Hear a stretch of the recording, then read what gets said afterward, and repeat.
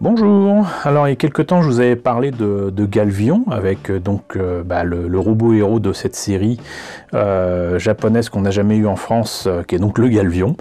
On a eu pas mal de maquettes de ce fameux Galvion qui donc se transforme en véhicule, en voiture, mais je vous avais dit que j'avais d'autres kits et il se trouve que j'ai remis la main dessus. Merci à Doikim de m'avoir ramené ça de Paris.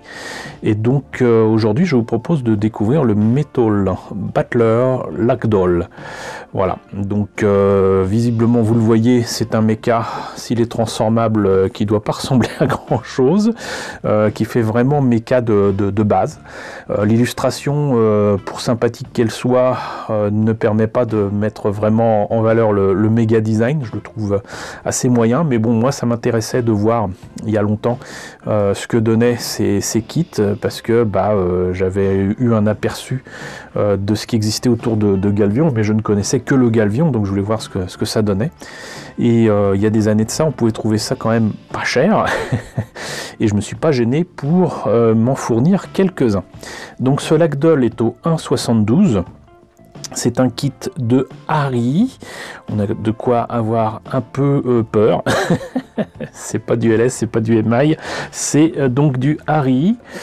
Et qu'est-ce que ça donne? Alors déjà, sur le côté ici, on a la publicité pour les autres kits. Je ne saurais dire les noms de ceux-là.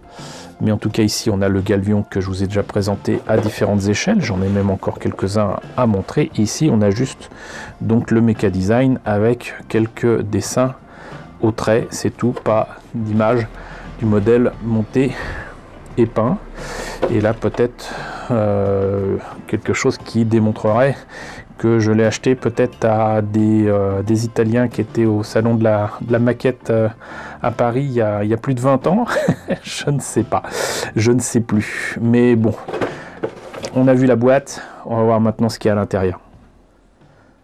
Alors, la notice, comme c'est un kit du début des années 80, toujours pareil, c'est en couleur, c'est beau. Reprise de l'illustration de la boîte ici, et surtout les pièces présentées, mais avec les couleurs mises dessus. Voilà.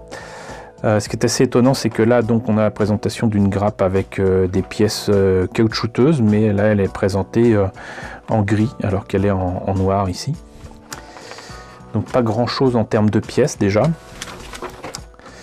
Là, on voit qu'il faut donc commencer par, c'est assez étonnant, par le torse, on va dire, sur lequel on va rajouter quand même pas mal de détails.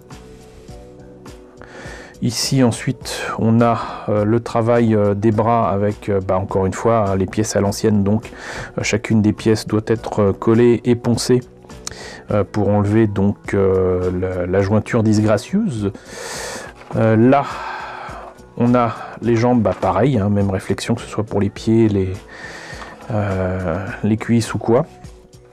On rajoute le tout sur le torse, on rajoute quand même la toute petite tête, voilà, c'est supposé être la tête, c'est tout petit. Et il y a des câbles donc qui sont rajoutés du torse vers les bras et les jambes, et c'est supposé nous donner ça. Alors je vous avoue que là je suis quand même, comme d'habitude avec Harry, assez étonné parce que on a quand même un torse beaucoup trop massif, même par rapport à cette illustration. C'est pas du tout le même délire, quoi, très clairement. Ça mériterait d'être revisité un petit peu, surtout pour les jambes. Là, vous voyez, là les jambes sont beaucoup trop petites, alors que ça c'est presque aussi gros que le torse ici. Et là c'est pas du tout le cas. Et sinon, donc comme je disais, des tuyaux en caoutchouc, des décalcomanies qui ont un peu mal vieilli, des polycaps blancs et là donc des pièces qui sont finalement pas si mal. C'est jaune poussin, donc oubliez le fait de pouvoir faire ça en no paint, mais si ce n'est que les proportions sont pas les bonnes par rapport au design original. Les détails sont là, et là je vois avec plaisir qu'il y a quand même des détails en creux, pas énormément mais en creux, et avec Harry, croyez-moi, notamment pour certaines maquettes de Macross, c'était déjà pas mal d'avoir des détails non pas en plein mais en creux. Donc voilà pour cette maquette, je ne sais plus si je vous l'ai dit, qui date donc de...